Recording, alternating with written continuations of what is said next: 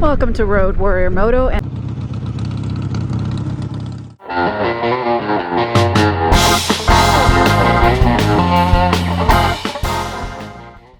Velvet rope. Okay, I'm not really sure what's happening.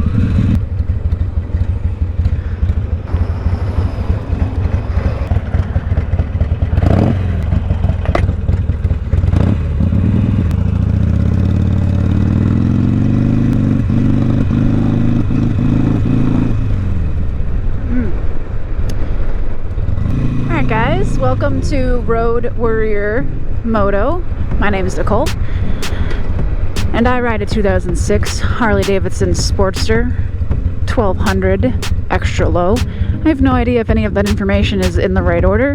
The thing I have not done that I did almost immediately with my first bike was give it a name, and I still don't 100% know what I want to call it, but I've been looking through some different ways of naming something, and I just haven't really ever gone through that kind of process because my first bike, Bernadette, was like an immediate name. I didn't have to like come up with a name. It just kind of happened.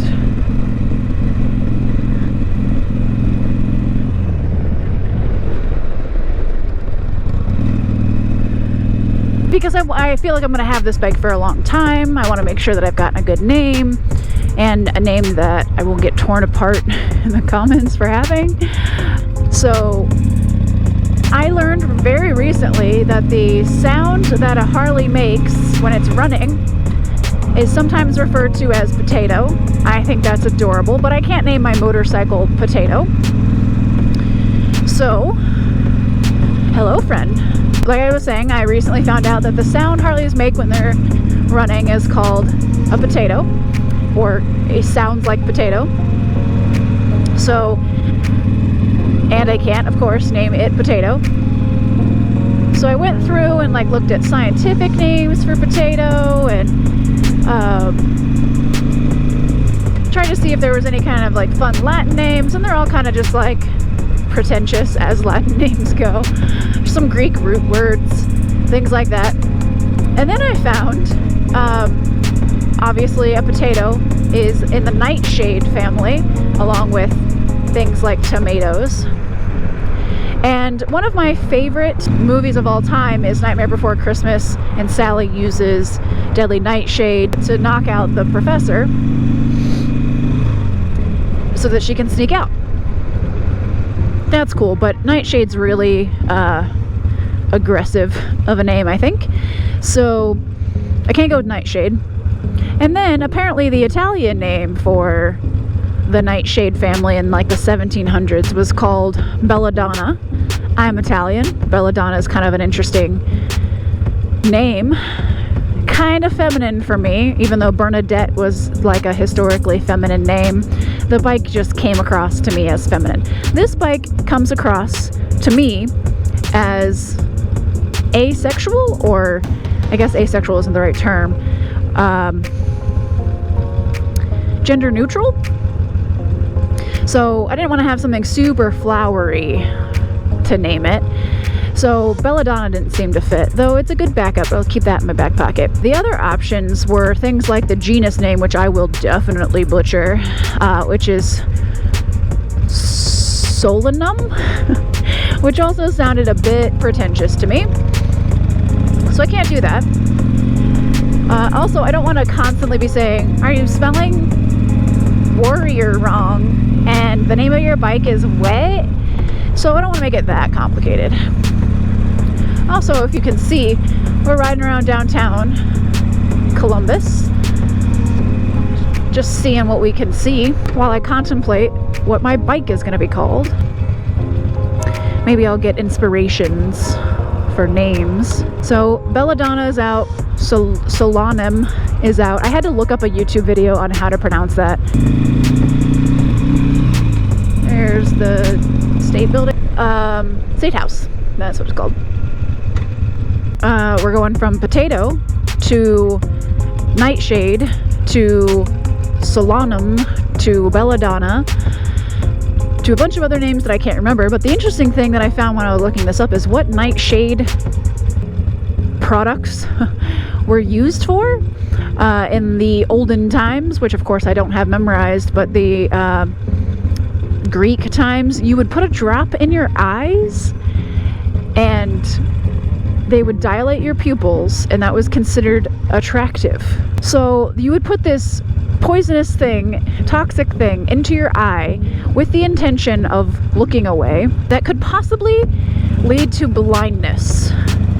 So that's the other reason why it doesn't necessarily make a lot of sense for me to name my bike after a toxic beauty treatment, as I am not at all into all of that. Oh, this is not a lane for me. Oh, this is a lane for me. Okay. It just seems like too much hassle. I don't know if hassle is the right word, but too much effort and kind of lazy. One of the reasons I wish I had a tack on this bike is it's running a little bit odd to me right now. When I pull the choke, it revs up, but it doesn't sound better, so I'm not really sure what's going on there. But I am still having a leaking petcock, so there is definitely the possibility that it's just generally not really running perfectly because of that. Look at that. Oh, it's one way. Well, why didn't you say something?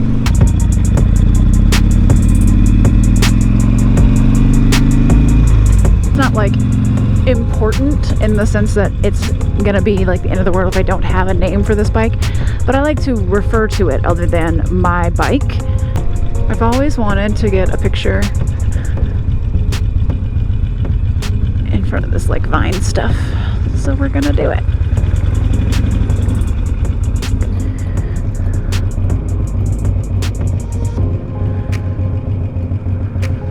So what does she look like to you? I mean, I definitely could just name it Potato, but that doesn't seem right. Do my bike like that. I could do a 1,000-point turn to get out of this little cubby.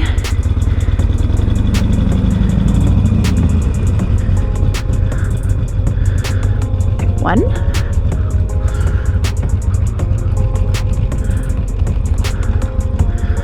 Oh, did I just do like a kick-ass 3-point turn instead? I will take it. Is it worth it? Yeah, it's worth it.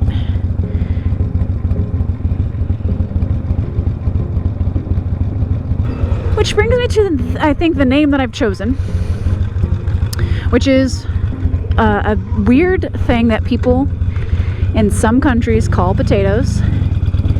No idea why they call them this. No idea if it's actually real, but I'm going to pretend like it is for the purposes of having a name for my bike. And that is that some people call potatoes Murphy. Now, I know what you're thinking. That's a boy name. I wholeheartedly disagree, because I've always been a big fan of unisex, which I guess is the name that I... So I've had so many people tell me that it would be something that would inspire me as to what the name was, and I thought I had that inspiration from the beginning of this video, and that was based on the concept of the sound that it makes being potato. However, it has come to my attention that this bike already had a name in mind. I just wasn't getting there fast enough. So with no further ado, I introduce you to Murphy. Now, the path that I got to Murphy is not the path we stayed on. I thought it was going to be a cute name, but here we are.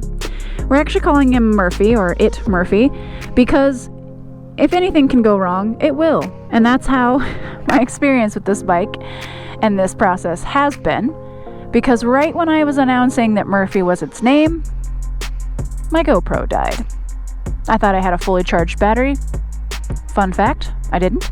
And so we're just doing a little outro here. Gonna take a couple of photos, and I've had some pretty awesome sunsets to work with. So far I've also had the engine light and the battery light go on during this video.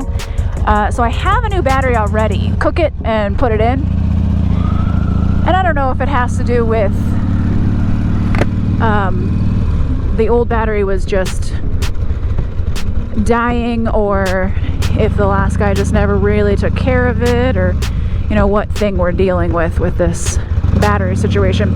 But he had it tied in with like medical tubing, so I don't really trust a whole lot of things that have come out of this bike maintenance wise.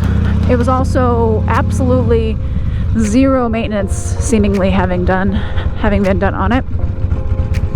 So, and then the choices made about the exhaust and all of that stuff. So there's been a couple of things that make me not ready to take this bike out on a longer trip, because it's just not ready maintenance wise yet. So I think we're going to change the battery and do a little bit of tuning.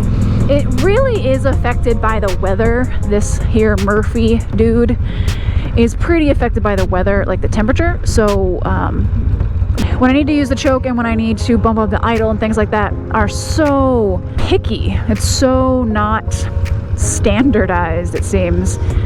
Oh, I just rode through all of that glass. Anyway, so thanks for watching Road Warrior Moto.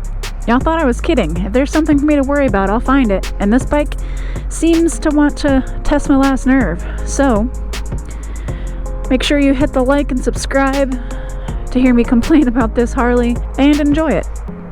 Thanks for watching.